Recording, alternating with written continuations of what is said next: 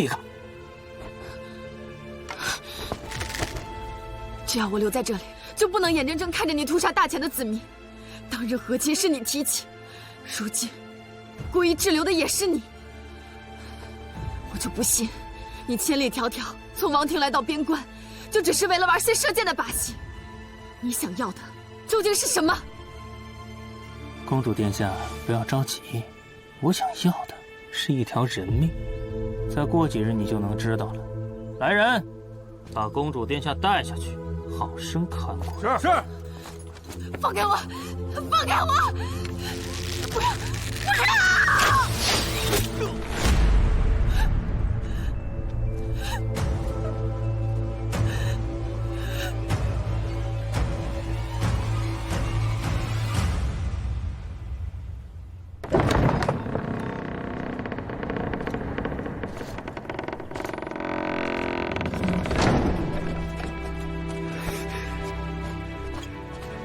宁宁，我总算盼到你了。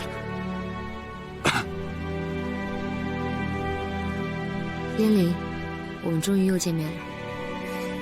燕翎，军中情况如何？见过先生，我们已经掌握兵权了，也用圣旨控制了守备的人，没让他们把消息传回京城。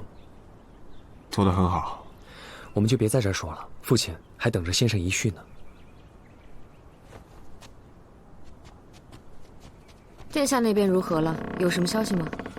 我已经派人去查探过了，眼下大越人就在关外30里的一处驿站，他们迟迟不走，并且时常虐杀殿下的陪驾，就好像故意在激怒我们一般。前几日我已经派人前去营救，可惜还没接近就被他们发现了。他们有多少人手？大越王子身边带的人马倒是不多，但现在正是春草生发之期，草都长得半人高，再加之大越又是游牧民族，极有可能有大量的伏兵潜伏在周围。那殿下怎么样？他还好吗？殿下现下无事，大越要是敢动他，就等同于跟我们宣战了。但如今这形势，既不攻也不退，实在是蹊跷。既然如此，更不能贸然出击，否则会落入他们的圈套。谢少师。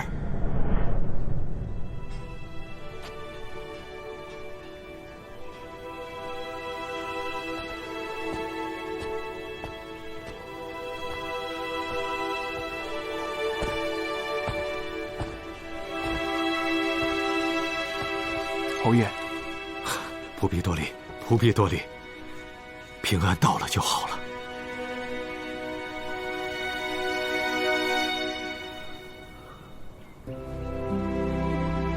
雪宁也多时未见了，没想到你为了公主，边关也敢闯，胆子蛮大，也确实有情有义。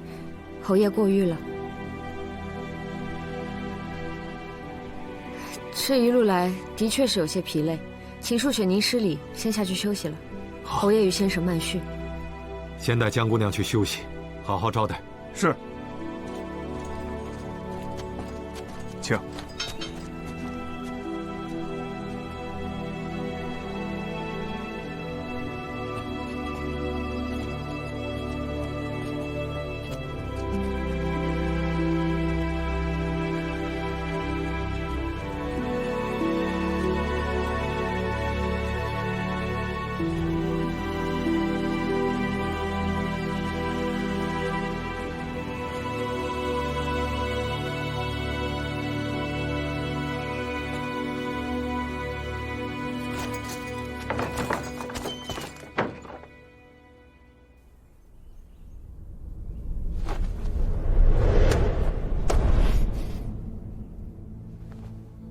燕翎，见过兄长。燕翎这孩子虽尚武，心思却细腻，往日种种，他早有所猜测，时至今日，早已瞒不过他。快起来！若能早些知道，早些替兄长分担就好了。每每想到我在京中无忧自逸之时，兄长却独自一人受尽煎熬，便觉揪心。孩子，这些年你独自一人，辛苦了。如今虽远离京城，亦无宗祠见证，但人在，便是家在。你总算归家了。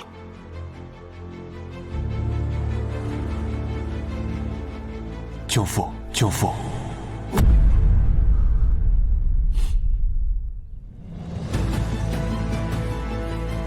回来就好。如此，我总算能与你母亲交代了。当年我没能保护好你们母子，舅父有愧。不，该忏悔、该赎罪的是平南王，是薛远。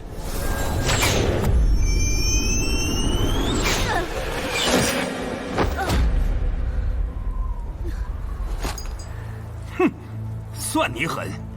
为了立功，竟连亲生儿子的命都不要了。本王还真是小看了你。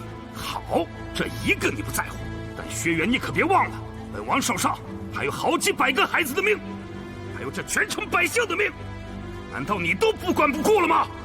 再警告你最后一遍，速速撤兵，要不然的话，我就把他们全杀了。皇后与太子的安危，关乎社稷。纵是千万人的命，威胁不了我。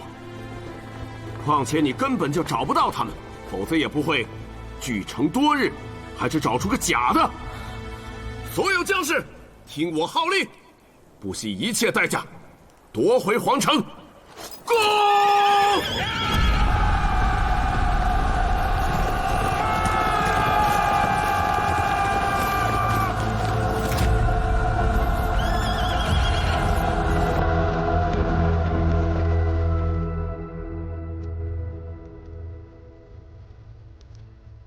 燕民已死，薛远另娶，而你已死在京城祸乱之中。我留你一命是见你有用，若是废物，便该去死。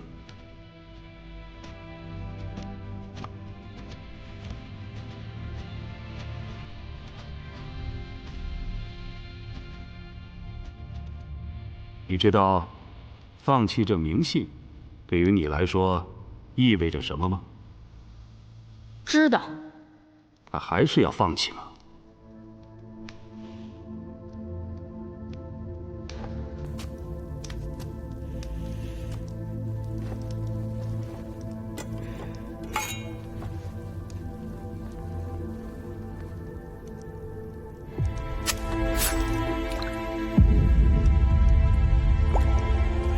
母已去，父不配，名传其入，姓冠我恨。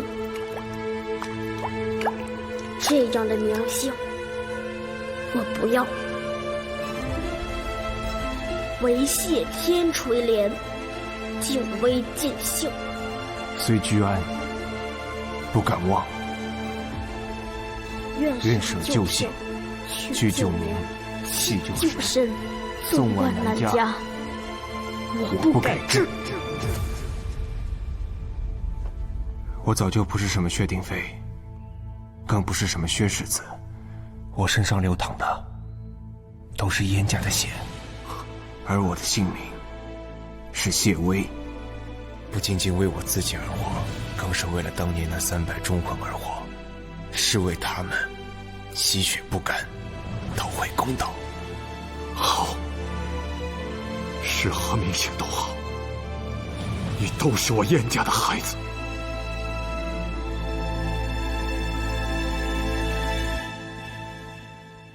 舅父，眼下局势动荡，前路不明，在人前不必有什么改变。我仍旧是侯爷的晚辈，燕陵的先生。兄长不想让旁人知晓，既是怕有心人从中作梗，也是想独自担着矫诏的罪名，对吗？我与燕陵到此，本就准备好承担最坏的结果，你不需要一个人担这责任。矫诏之罪，与救公主拼大越之功，尚有可护抵博弈的余地，并非死路。但眼下看来，先有一事需要查证。何事？我听燕陵说，最近大越种种行为实属反常，我怀疑他们是暗中与人勾结，故意为之。若不能确保后方无忧，盲目开战只会使我们腹背受敌。听说你们在来的路上遭遇了薛家的刺杀，会不会是他们所为？若是薛家想要开战，就不会多此一举，在途中刺杀我。看这手笔，倒像是另外一个人所为。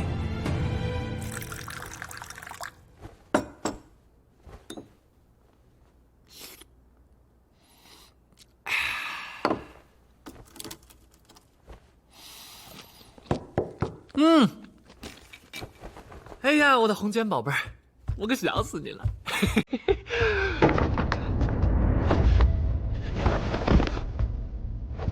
小宝，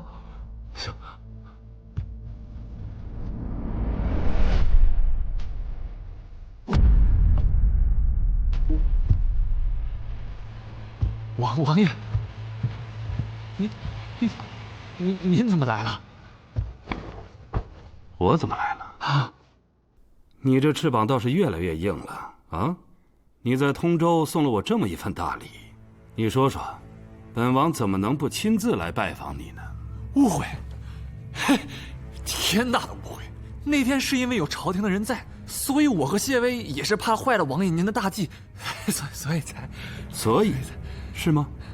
空顶着薛定飞的名姓，腹中却一肚子草莽。若是他本人在此，定能想出一个令本王也无法不去相信的理由。是，王爷您说的是，我是蠢笨，但是我知道王爷您对我们恩重如山，所以我自然是要效忠您的，我怎么可能跟您作对呢？这就是效忠？本王将你们两个当成亲子培养，可是你们呢？就是这么回报本王的？玉不琢不成器。看来本王是时候给你们一些教训了。开呀开呀！看看，吃辣不吃辣？严将军，这可是头一回见你带姑娘来啊！行了，别乱说话，再乱说话我不付钱了。你都带心上人来了，我还能收你钱吗？尽管可劲儿吃，敞开了吃。哎，我先忙去了，不过再添啊。看来你在这边混得不错，这么快就和大家打成一片了。这跟京城不一样，没那么多规矩，反而自在一些。燕玲，你真的成长了许多。那你呢？这些日子过得可还好？我怎么会不好？可有和那张遮大人在一起？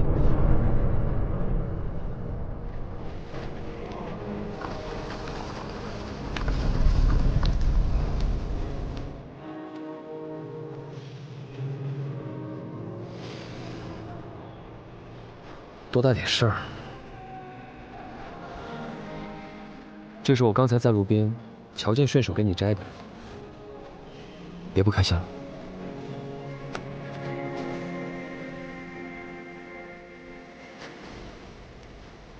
所以，即便没有张大人，也并非是我，对吧？燕玲，找一个爱你的姑娘，幸福的生活下去。放心，我会的。到时候等我打完仗，封了侯，我就要娶一个顶好的姑娘，然后把她宠上天。到时候，让你羡慕都羡慕不来。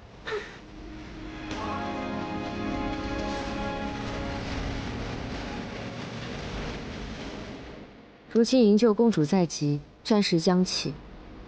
燕玲，你一定要好好的，刀剑无眼，务必小心。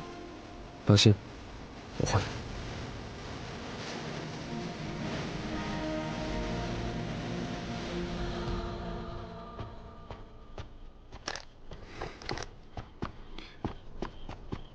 江姑娘，先生找我，是有什么事吗？姑娘去了便知道了。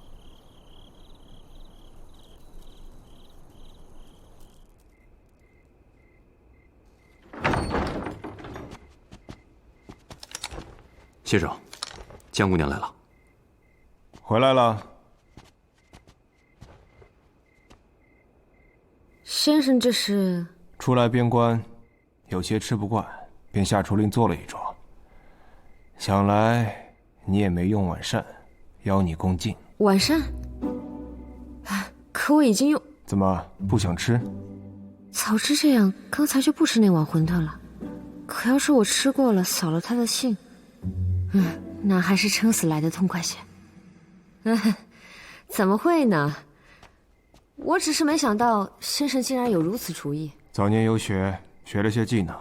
你这么晚回来，想必是饿了吧？吃吧。哎，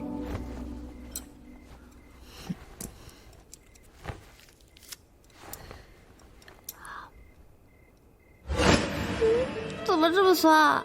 酸吗？我觉得还好啊。哦，心情不好，做饭自然酸了些。边关之地，不比京城干净，以后不准在外面乱吃，否则……不吃了，打死我都不吃了。那这些菜断了喂狗。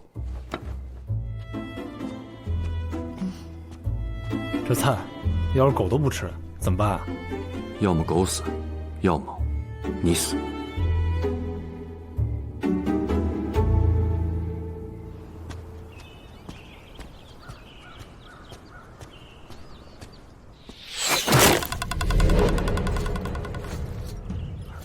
什么人？怎么回事？哎呦，走走走，别看。好好。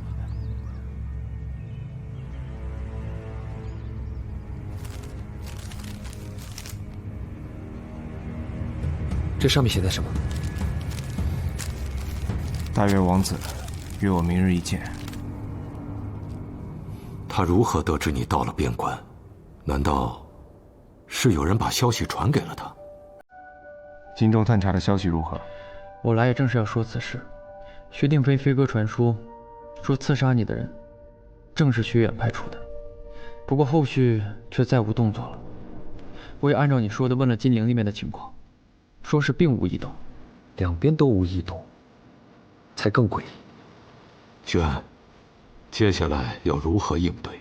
你心中可有什么打算？如期赴约。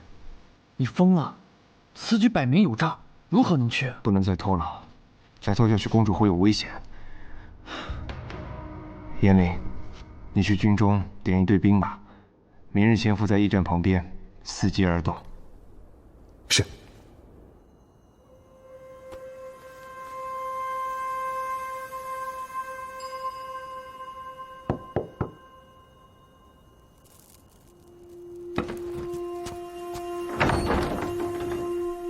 先生，听说你又没用晚膳。我没再出去吃了，我只是今日没什么胃口，先生不必再特意下厨。先生厨艺奇绝，我已敏感于心，实在是不必。桃片糕，心有担忧就连饭都不吃，你都能把自己饿着，还想照顾别人？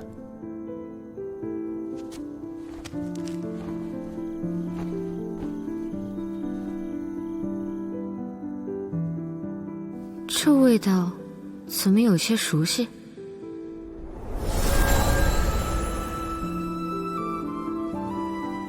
好吃，唯有清香，毫不甜腻，很有当年的味道。先生，在哪买的？宫里备的而已，厨子做的。你若喜欢，可以全部拿去。那就多谢先生。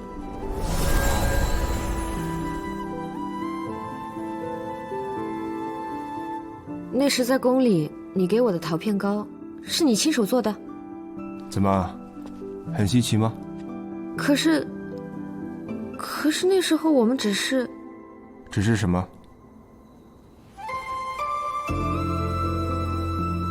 现在呢？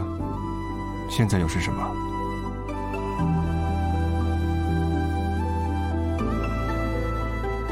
明日便要接回公主了，你待在城内，不要乱跑。那先生呢？自是替你奔波一趟，接你的公主回来。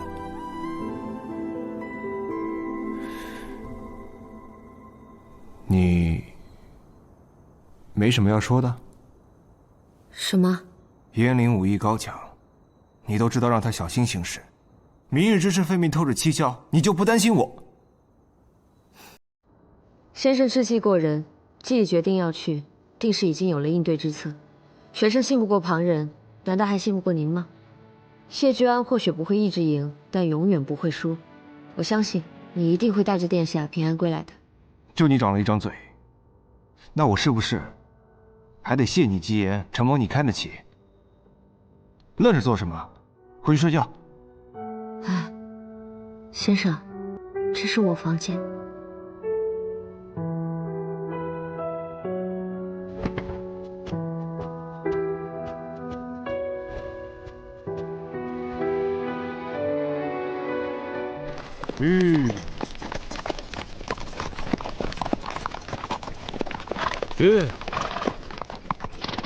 这位便是谢大人吧？王子有令，只许你一人前去。这两个只是我的书童，大约王子不会连书童都怕吧？哼，谢大人，不必用激将法。这一位叫做刀琴，善弓箭；这一位叫做剑书，善近战。两位都是以一当十的勇士，我们不得不防啊。况且，王子殿下只邀请了大人一人，这旁的人自是没有资格觐见。先生，我们无妨，我自行前去。啊，请办。是。去。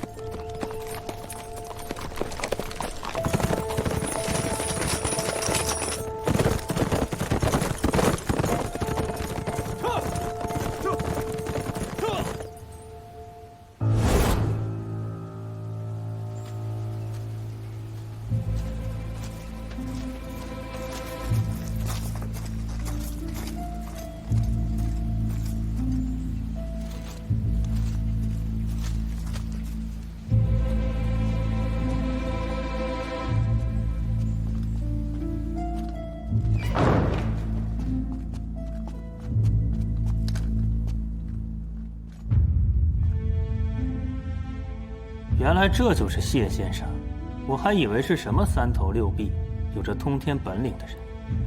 瞧着，只不过是一介柔弱书生罢了。大前上文，大约上武，本就不同，但若只需武力便足够。王子今日亦不必邀谢某前来。你知道我为何要见你？大约规矩，兄死弟继位。去岁大越先王离世，您是大越诸多王子之中年纪最长的，也得到了许多支持。只可惜，大越16个部族，半数以上都支持您叔父继位。如今您叔父夺得王位，您表面上顺从，但内里真的甘心吗？王子见谢某，恐怕是为了大越王权，甚至更多吧。谢先生对我们草原上的事，倒是十分了解。不敢言了解，只是这世间争斗，无非就那几样罢了。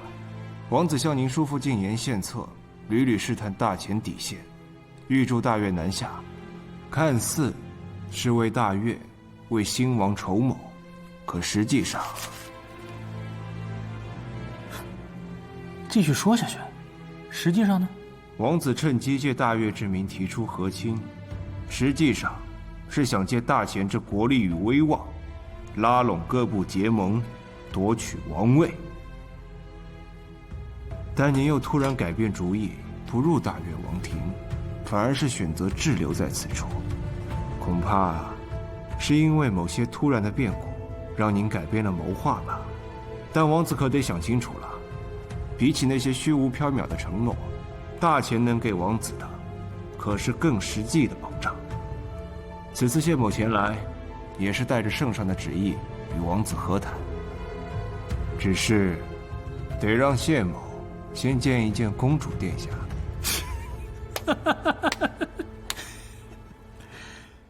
都说大前人傲慢虚伪，今日一见，果真如此。你说的不错，本王子是要夺取王位，不过这是大越之事，与你外族有何干？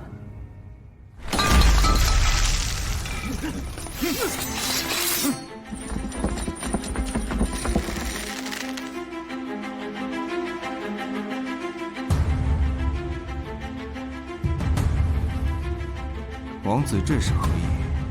谢大人假意与我和谈，却暗中让燕灵围拢此地，反复无成。果真是个小人。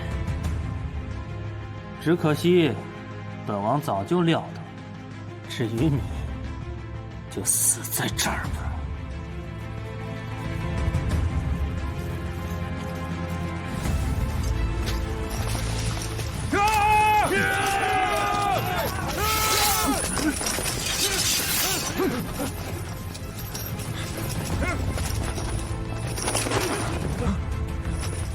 围拢阵型，迎战！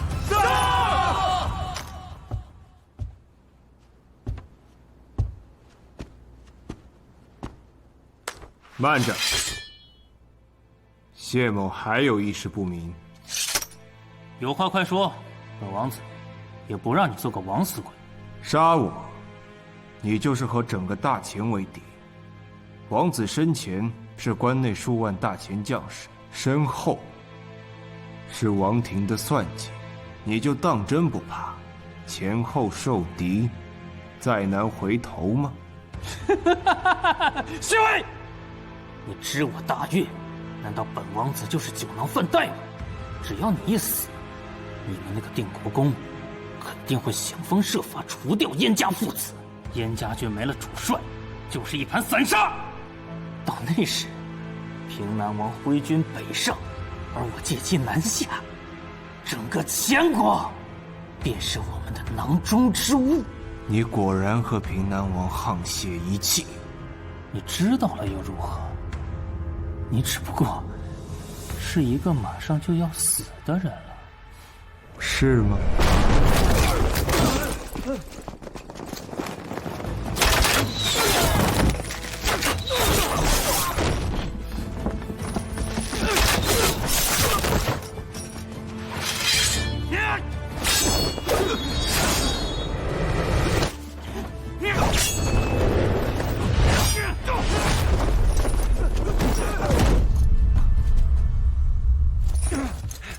怎么可能？你们是怎么进来的？我分明派人盯着呢。你能想到的事，先生又怎会想不到？你以为是你聪明，发现了燕世子的行踪和潜伏？那是先生故意让你发现的。燕灵，你去军中点一队兵马，明日潜伏在驿站旁边，伺机而动。不过，燕灵的兵马只是吸引大越王子注意的疑兵。燕灵率兵出城，我跟上他们，你马上撤谢王子。明日之事要成，还需救父相助。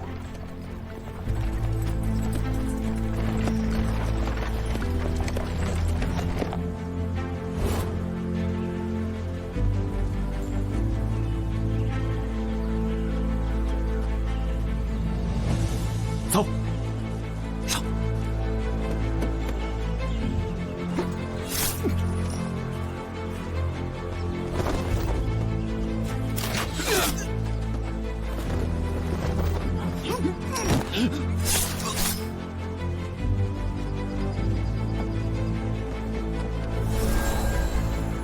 王子自以为洞悉全局，胜券在握，便忘乎所以，放松了警惕，注定了败局。若不想徒增伤亡，就速速弃械投降。你说什么？投降？就凭你们这些人，你们当我们大越勇士是吃素的吗？杀了他们！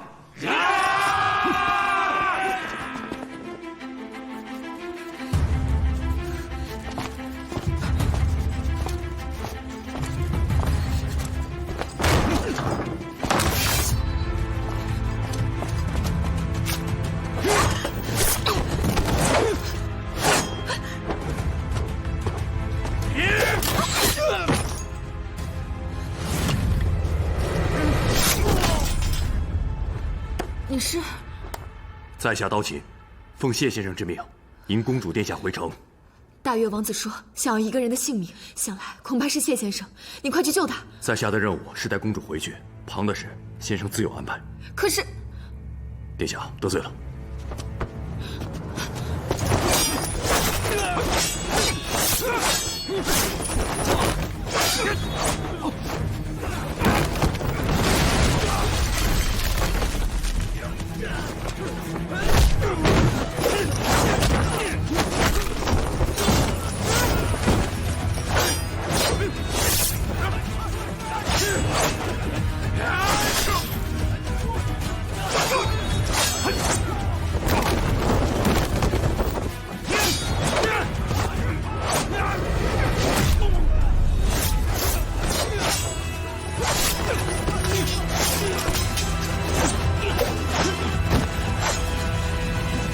动手！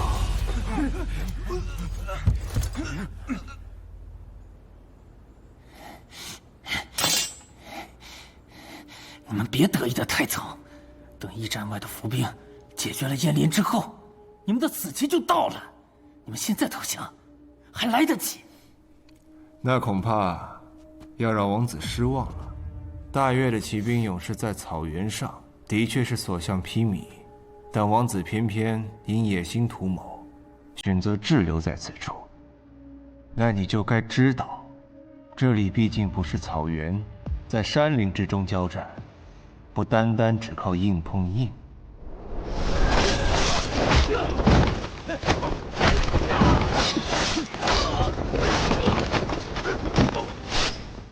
撤！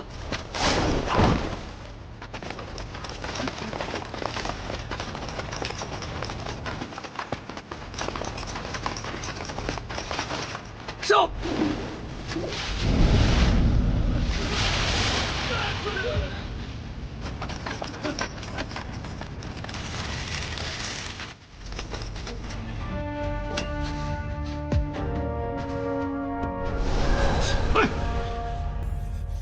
卑鄙，无耻！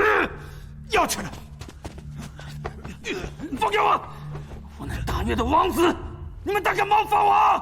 你在大前边关杀了那么多的大前子民，莫说是冒犯，要你的命都是轻的。杀我？你们就是要开战，你们敢吗？杀了你，怎么会杀了你呢？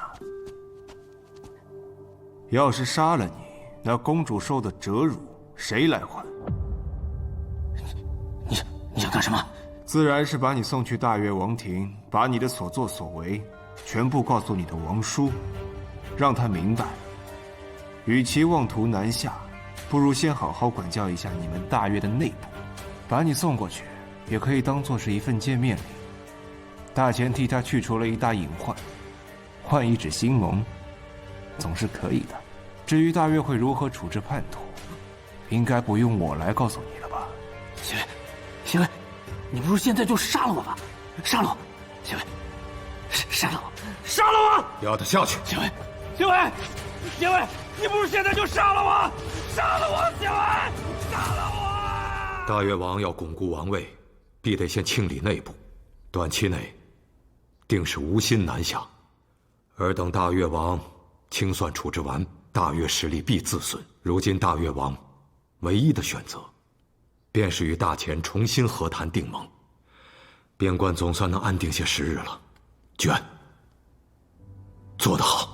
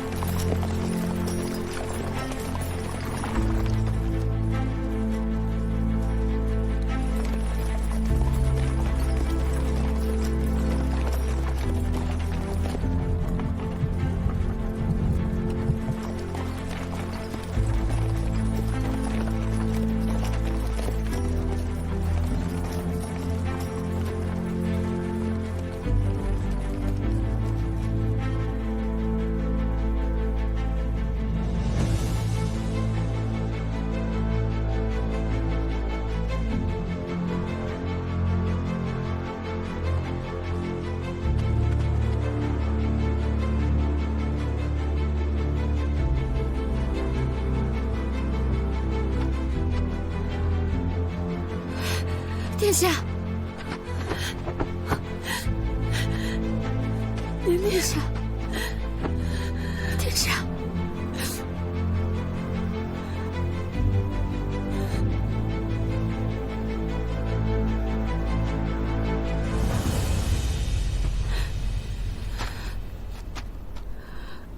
我还以为再也见不到你了。你真胡闹，怎么都敢跑到边关来了？就不怕危险吗？天下都不怕，我有什么好怕的？还好你没事，要不然我此生都不得安生。殿下，您的故土、故国，还有故都，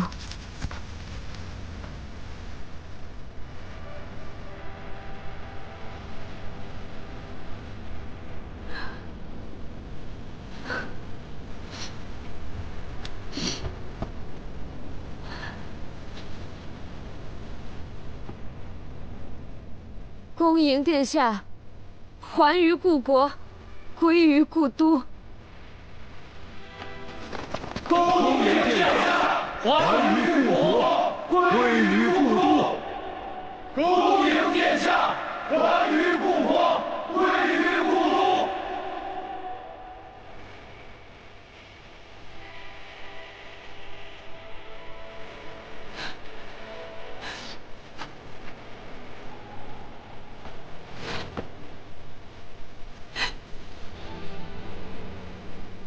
夏宁宁，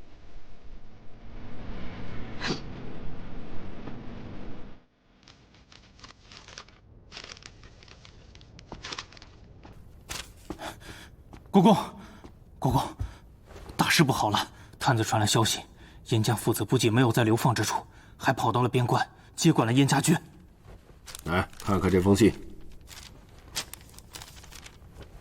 平南王的回击，国公，您何时与平南王有了联系？你仔细看，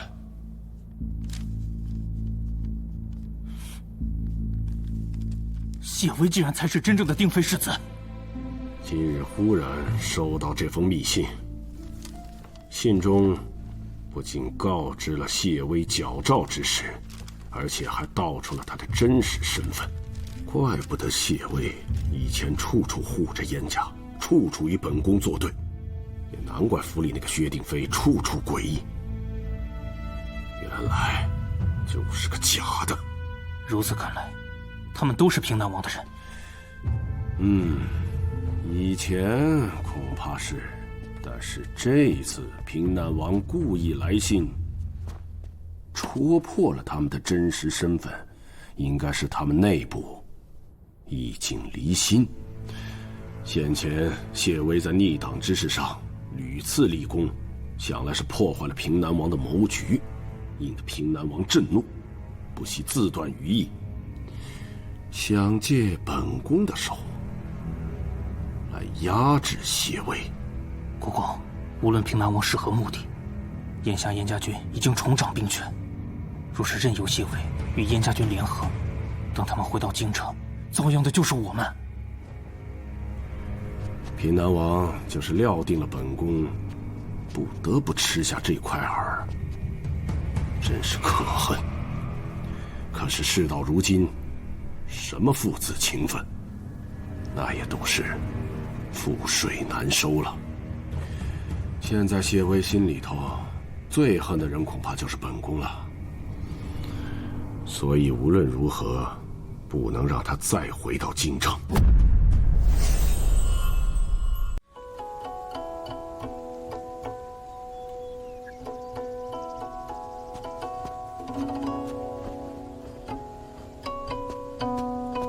圣上，定国公求见，说有要事禀报。他能有什么事？不见。可国公说，是边关的大事，事关国本。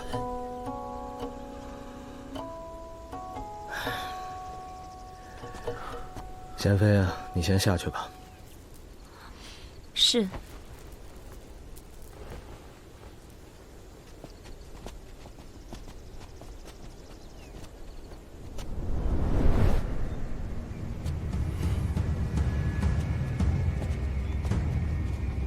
圣上，老臣前来是有要事禀报。国公有话直说。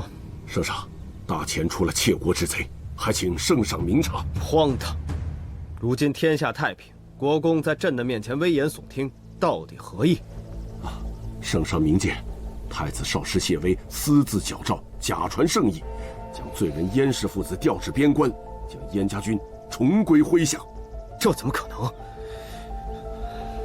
不，谢威不会这么做的。老臣知道圣上笃信谢威，可是他却心怀不轨，此事千真万确。若圣上不信的话，可以即刻向黄州发旨，一问便知。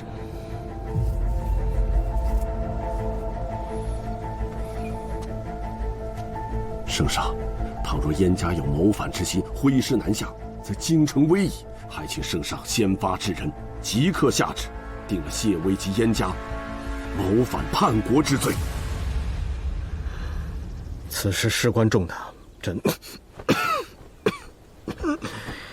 朕还要再详实查证。国公先回去吧。朕叫你先回去。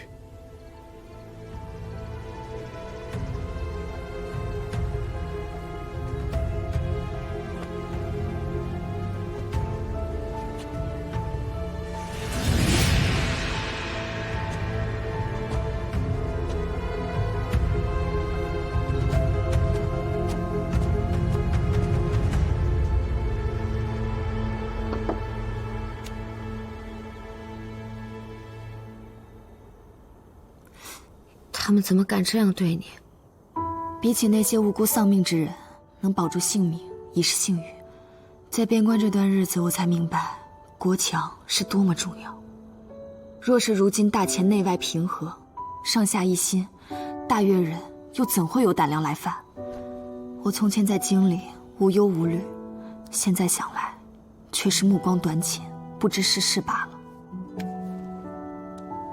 殿下，你已经做得很好了。普天之下没有几个人能有你这样为国和亲的勇气。好啦，我这不是好好的回来了吗？你就不要愁眉苦脸的了。我问你，燕林不是在黄州吗？怎么突然到了边关？是皇兄终于愿意祈福燕家了？这件事说来话长。之前就怀疑平南王与大越人勾结，但他们究竟是何时开始的？咱们竟然半点风声都没有收到。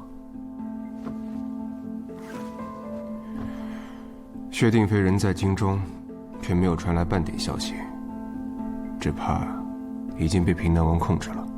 先生是说，平南王亲自入了京城，不惜以身犯险。看来他这次是真的动怒了。那薛定飞他，以平南王的性子，不会轻易杀他。调些人手，在城中仔细搜查。此番大越王子行动失败，他一定会有所动作，莫要大意了。是。矫诏，视同谋反。谢先生这样做，不光害了他自己，这不是把你、把燕家都拖入了万劫不复的境地吗？我明白，先生亦明白。可殿下知道吗？只是离京前往边关的路上，薛家就已派出众多死士来刺杀先生。还有燕陵和侯爷也不知受了多少苦。若是能有第二个法子，谁也不想走到这一步。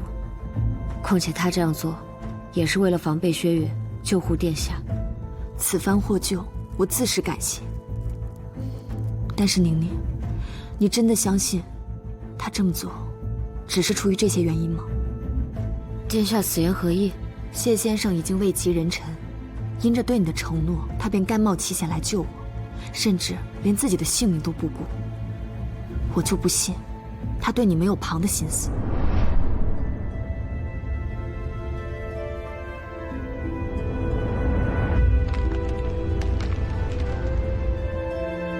你呢？你千里迢迢随他来，对他又是什么心意？我来这是为了殿下，并非是为了他。我知道你对我好，但是我也希望你能看清楚自己的心。宁宁，我现在担心的不止于此。谢先生平定大越，又对燕家有恩，若是皇兄真的降罪下来，以他现在的声势威望，为了自保，未必不会起谋逆之心。到那时，你又该如何自处？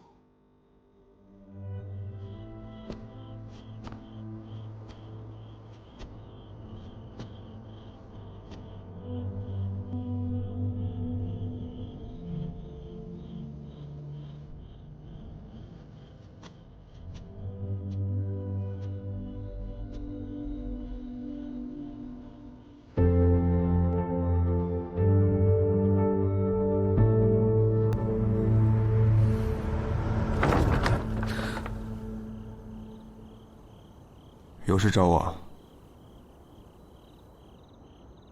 进来说吧。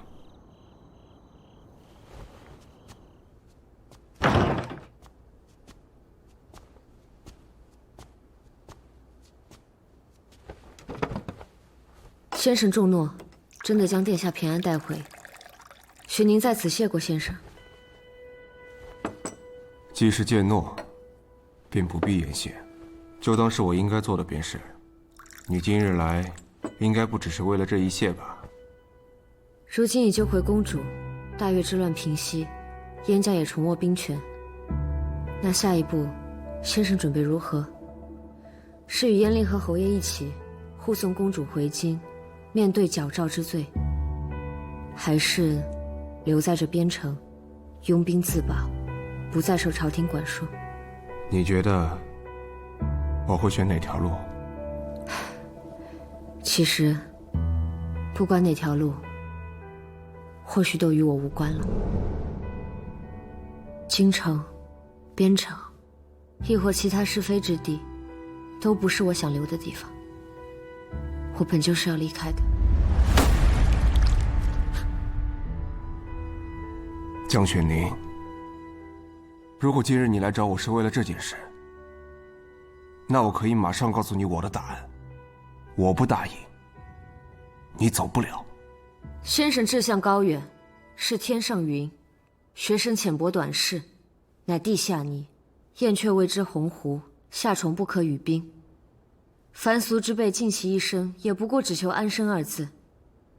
还请先生高抬贵手。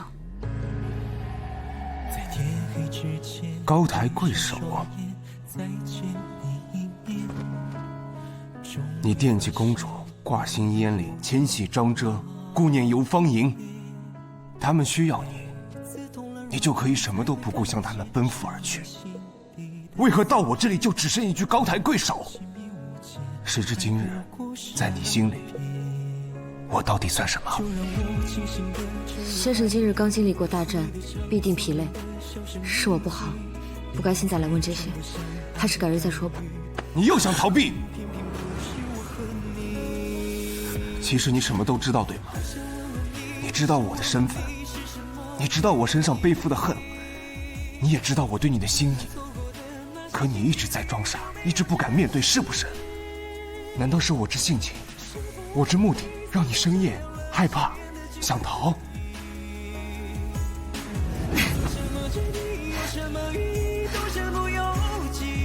我对你本就毫无心意可言，你让我面对什么？你说我让你面对什么？你是觉得我真有那么蠢，还是说觉得自己藏的真有那么好？若当真毫无心意，几度生死为何不起？你敢指着自己的内心再说一次？当真毫无心意？多想问问你是什么原因？我们错过的那些情节里有没有真心？你就这般怯懦，这般胆小，试都不肯试上一次就要当临阵逃兵，就像你对张遮那样。你我之间的事，提他做什么？那你告诉我，为何不敢面对？面前就是无底深渊，明知跳下去会粉身碎骨，难道还要纵身往下一跃吗？跳了又怎样？疯子才会跳！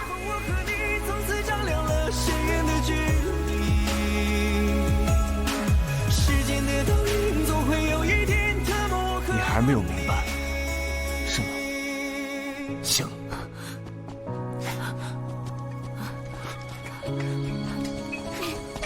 你放开我！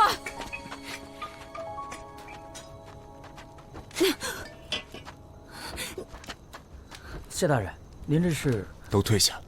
是。走。放开！谢居然，你究竟要做什么？将军飞，我要让你认清你自己。你曾经跟我说过，白品有戏不可弥合，但这套说辞在我这里，根本就是自欺欺人的蠢话。你以为你自己有资格当那一片白纸吗？啊？你看看这个，你同我，不过就是这熔炉里翻滚的铁浆罢了。你的身世我知，我的遭逢你晓。生来老天就没给你我当孱弱废物的机会，必要受千般煎熬、万般锤磨，才能成个模样。白品有戏，不可弥合。但倘若你生来只配当块铁，你就该知道，你本就没那么脆弱。便是被打断了骨头，也要重入炉中淌血忍辱，铸成新的模样。谁爱你，谁重你，谁又需要你？人活于世，你不如我明白，既要痛快，不痛怎能快？处处只想得其快，避其痛。你活着跟阴沟烂渠里的蛇虫鼠蚁有什么分别？这天下如你谢微之人能有几何？我不是你，所以你这般懦夫，才不配同张遮在一起。要么是他看穿了你，要么他也与你一般，愚不可及。你闭嘴！怎么了？痛了？逃啊！随你逃到天涯海角，但我告诉你，无论你逃到哪儿，我都能找到你。谢居安，世间事并非强求就能有结果，不过是互相折磨。苦果亦是果。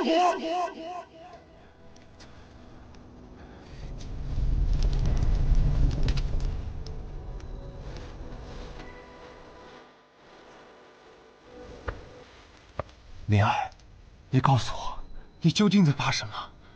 你到底在怕我什么？倘若你杀过我呢？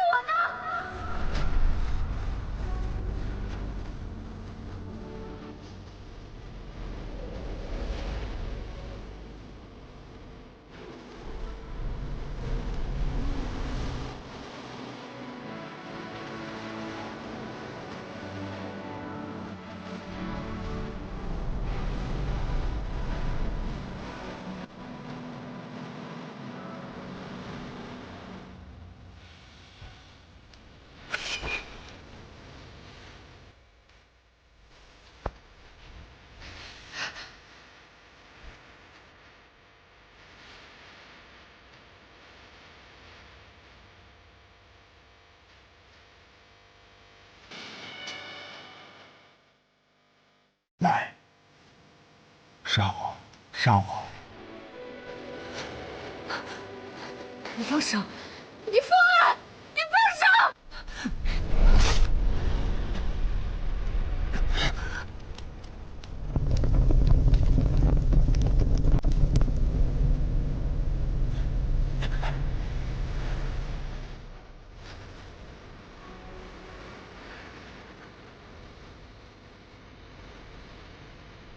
现在可以不怕我了吗？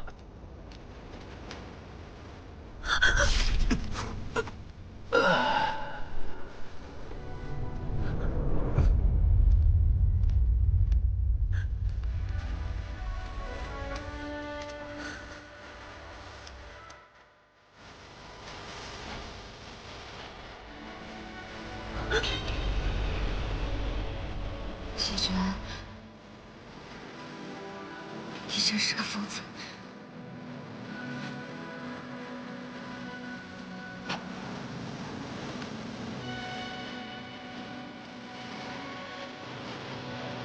张家，世上枫叶。啊？先生。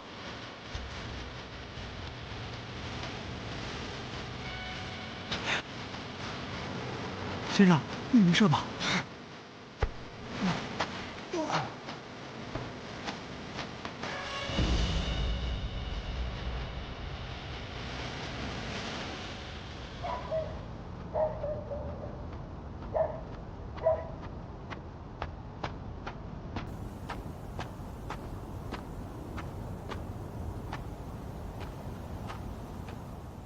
你呢？你千里迢迢随他来，对他又是什么心意？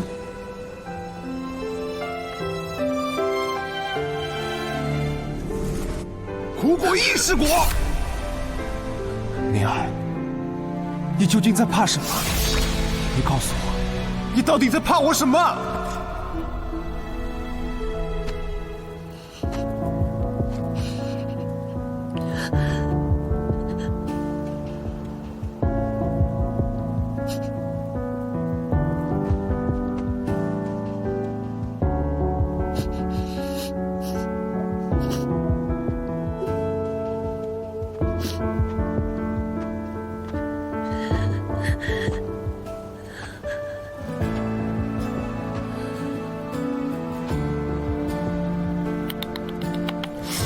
姑娘，您这是红鸾星动，看起来面泛桃花呀，不如让我给你算上一卦。抱歉，我不信这些。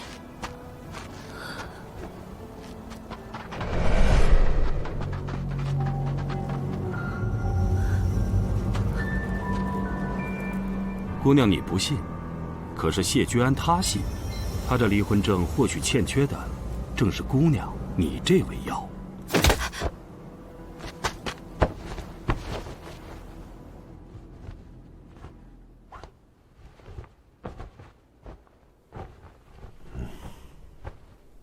大夫，先生怎么样了？诸位莫慌，问题不大。伤口的话，所幸没有伤到要害，只是流血多了些。不过没事，要不了命，按时换药服药，好生休养便是。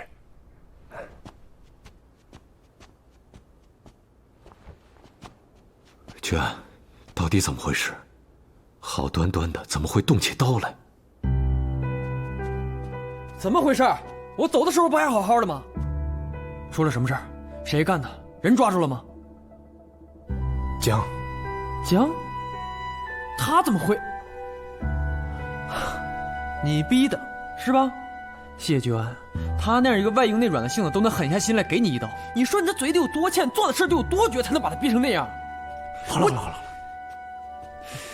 先生，宁宁去哪儿了？找到没有？这是在府外街道上发现的。他被平南王抓走了，这是平南王故意留下的字条。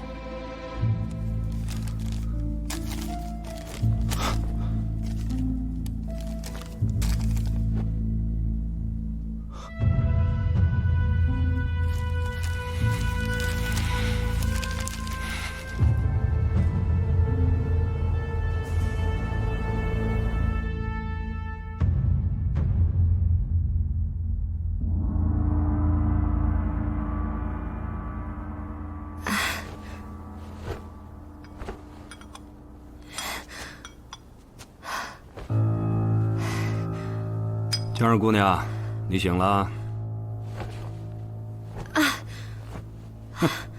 你中了迷药，我建议你啊，乖乖坐着静养，莫要乱动。小女娃还挺镇定啊，不愧能被杜君瞧上。杜君，原来你不知道，他还有这层身份啊！大前少师，定妃世子，杜君山人。身份真是一层一层啊，只能慢慢扒皮去肉，才能见其筋骨。是我猜的没错，阁下是平南王。颇具慧根，把人带上来。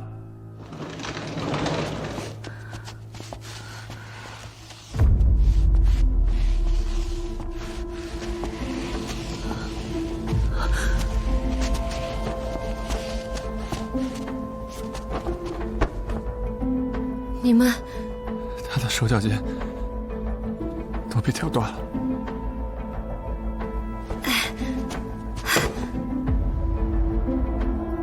他只是个孩子，你怎么忍心做这么狠心的事？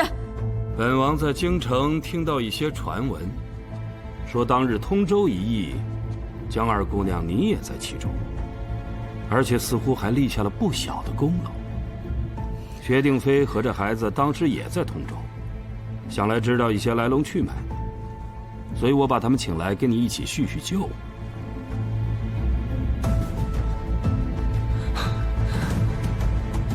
小宝，这个薛定飞是满嘴胡诌，你来给本王说说，只要你说出实情，本王就饶你一命。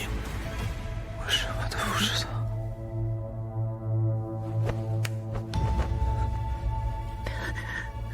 你可想清楚了？我什么都不知道。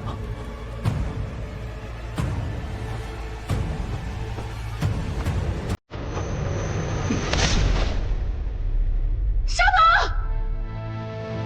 宝，小宝，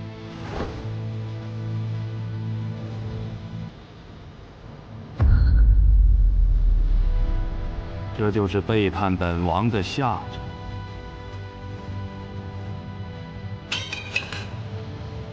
行了，拖出去吧。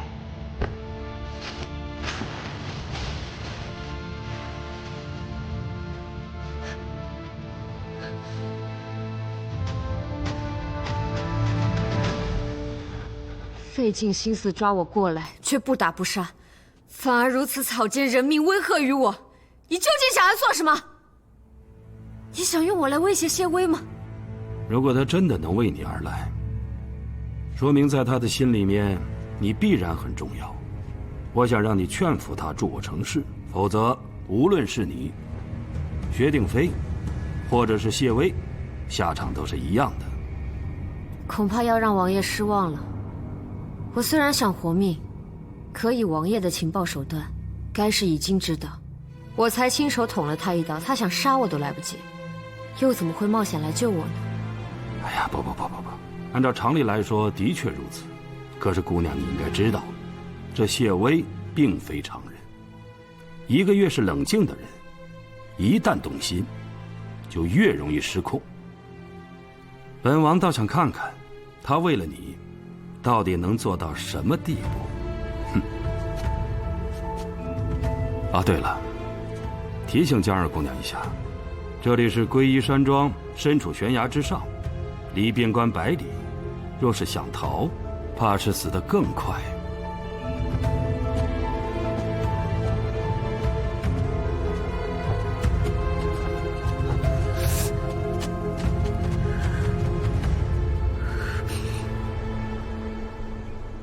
城里挨家挨户都搜遍了，我也派了燕家军去城外搜索，但是并没有发现宁宁的踪迹，只怕她真的是被平南王带走了。宁宁的事儿，你们还想瞒我多久？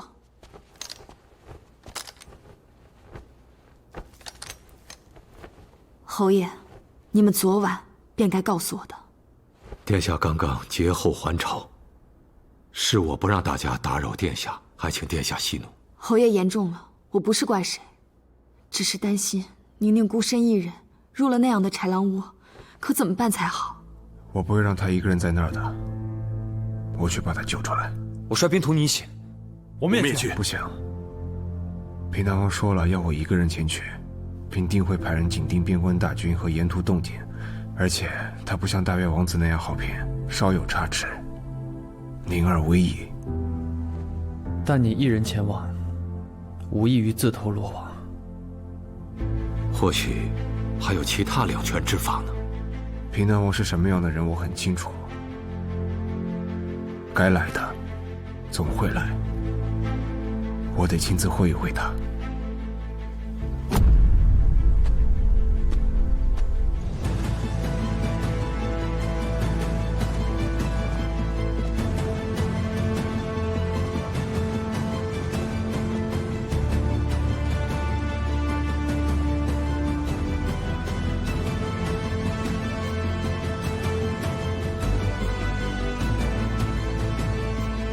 来者何人？来者何人？督军在此，求见义父。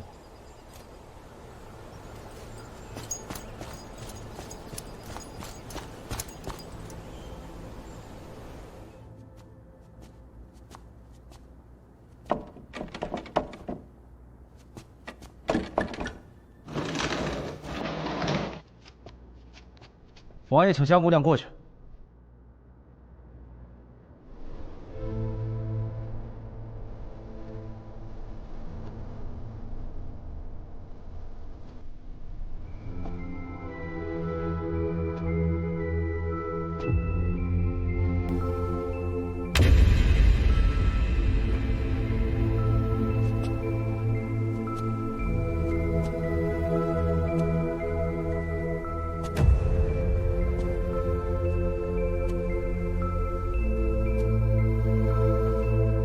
督军见过义父。看来你还真的很在乎这个小丫头。义父传唤，不敢不至。至于江雪宁，她曾经救过我一命，论情论理，都不该为我所牵连。但说到底，她不过是一个无关紧要的局外人罢了，没什么利用价值。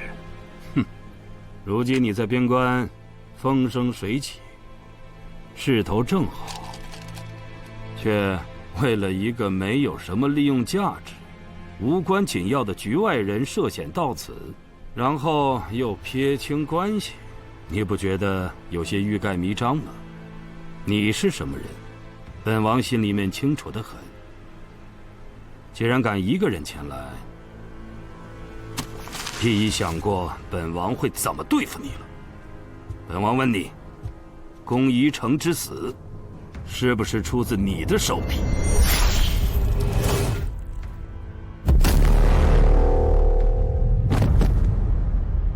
义父心中应该早有答案了。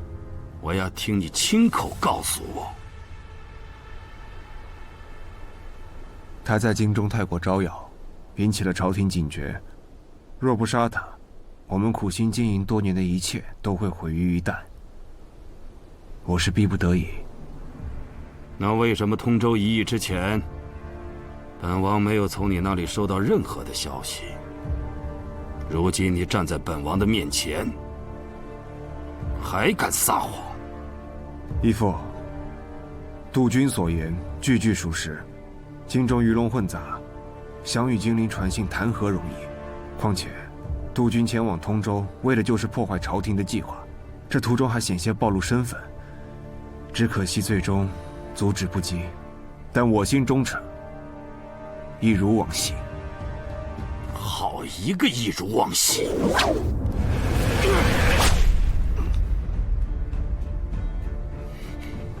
回想起来，当年你就是这般巧言令色，说服本王同意你去京城布局，却一步步脱离了本王的掌控。叶薇，你可别忘了，当年是谁逼得你们母子分离？是谁在城门之上要取你性命？又是谁在尸身火海中饶你不死？这么多年来，本王悉心栽培你，可是没想到，本王竟培养出一大祸患。如今，连大越之局都被你给毁了。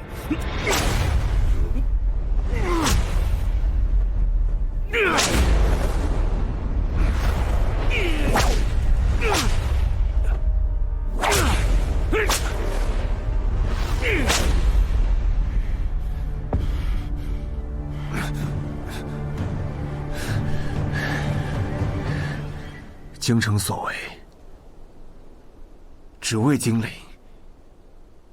绝无其门。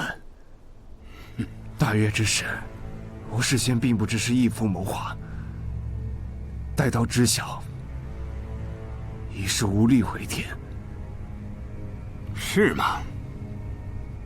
好，那本王今天就让你说实话。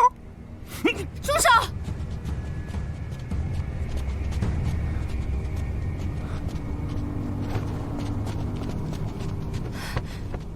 可有受伤？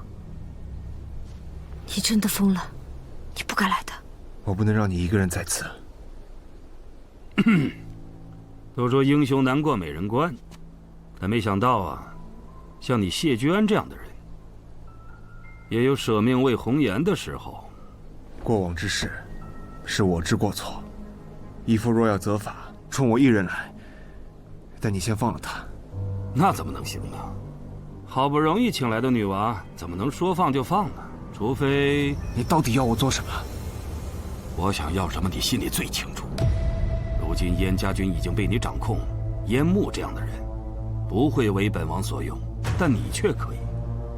我要你说服燕牧一路南下，拿下京城。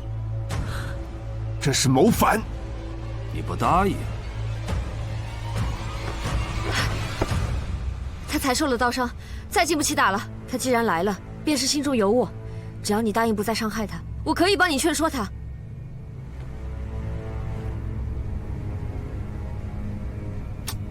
你瞧瞧，啊，人家江二姑娘可比你有情有义多了。谢尉，只要你助本王成事，你我仍是父子。但我夺了这江山，整个大钱还是咱父子俩说了算。但倘若你不顾父子之情，忘恩负义，那这江二姑娘能不能活过今日？别碰她！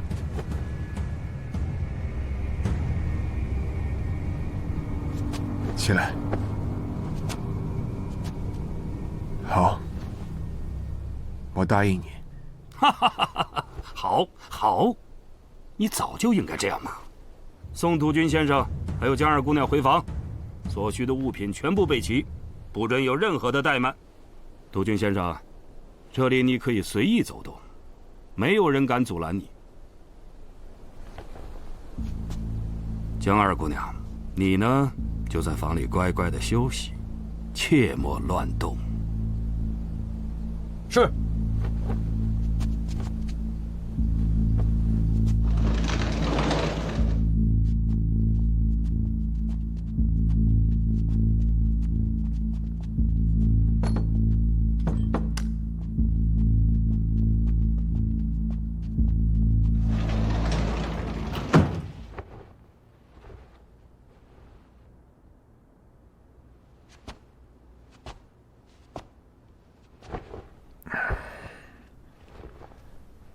我就知道，你方才都是演戏给平南王看的。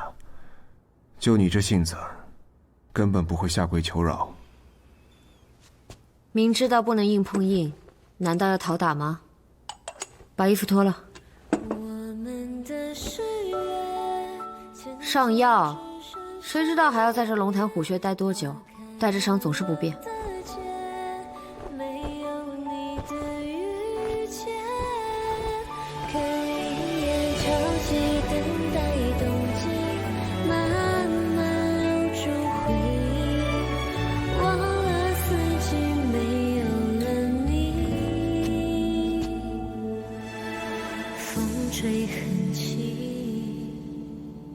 水落花开满一地，吹动我心。只要你不来，他们留着我也无用。回头我再使些不入流的伎俩，给那老贼放一些京中的假消息，没准可以因祸得福，既逃脱了你的掌控，又能得了自由。你倒好，孤身前来，谁要你救了？你自己的命是小，可吕显、剑叔他们呢？还有那些燕家军，你让他们怎么办？你在关心我，你还是在意我的，是不是？都什么时候了，你还想这些？你自己涂吧。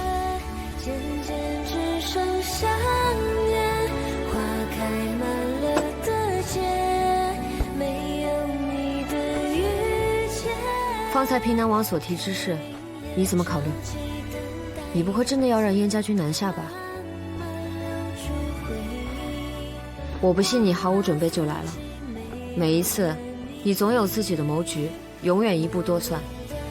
这次孤身入皈依，除了要救我，你还有什么打算？起复燕家，与大越开战。朝中必然已收到消息，而如今朝中的局势，只会比我们想象的更糟。我必须要赶在朝廷做决定之前，除掉平南王，用他的人头做燕家的军功。只有这样，才能消弭圣上的怒火和朝中的弹劾。所谓的擒贼先擒王。先前在边关，我们还猜测薛定飞已经被平南王控制了，也不知道有没有把他带过来。若是有，或许还能多个帮手。怎么了？不只是薛定飞，小宝也被抓来了。可小宝他被平南王杀了。他是为了保护我，可我却没能护住他。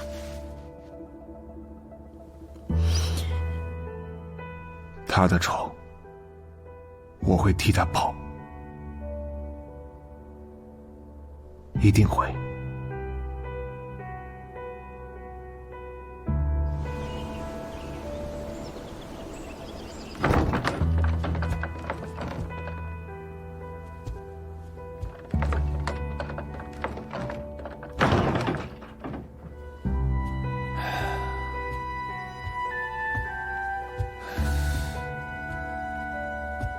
果然啊，他虽然怀疑你，记得你，却还是最器重你。无论你犯了多么大的错误，他都不得不重用你。不像我，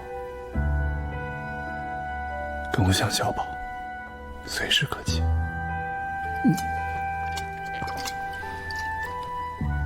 你们的仇，我会替你们报，但需要你帮我。帮你？小宝死了，就死在我的面前，我亲眼看着平南王的刀子插进他的心口里。如果再敢妄动，下次死的是不是就是我了？谢薇，我怕，我想是20年了，你知道，我只想好好的活着。正因为我跟你认识这么久，我才知道你根本不想这样活着，你想逍遥自在的活一生。但只要你受平南王控制一天，就一天无法得到你所求。即便你畏惧他、顺从他，他也随时可以取你的性命。就算是事成之后，你也根本没活路。至死被操控，还是拼尽全力争取一线生机？你还可以选择。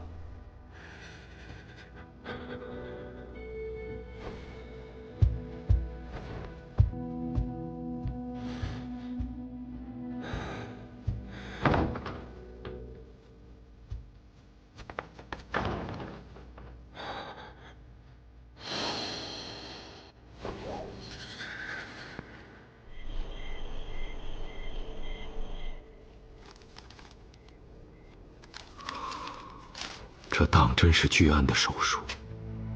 从边关一路南下，攻打翼、黄、祁、宇、晋5州，这岂不是等同谋反？平南王意在天下，谢薇此次一去，对方肯定会使出一切手段逼他就范。这书信上的字迹不假，但是信中所言却不太像谢薇平时会说的话，恐怕并非出自本心。此务城若破，京城西北面便失去了防线。若金陵趁机动作，朝中便陷入孤立无援之境，绝不能向他们妥协。可是父亲，宁宁还在他们手中，还有兄长现在也不知如何了，难道我们真的不顾他们的安危吗？侯爷，吕某知道，燕家历代忠君爱国，这个决定很是为难。但是谢薇也是燕家血脉，心中自有忠义。他从小受尽那么多痛苦折磨，却没有屈服于任何人。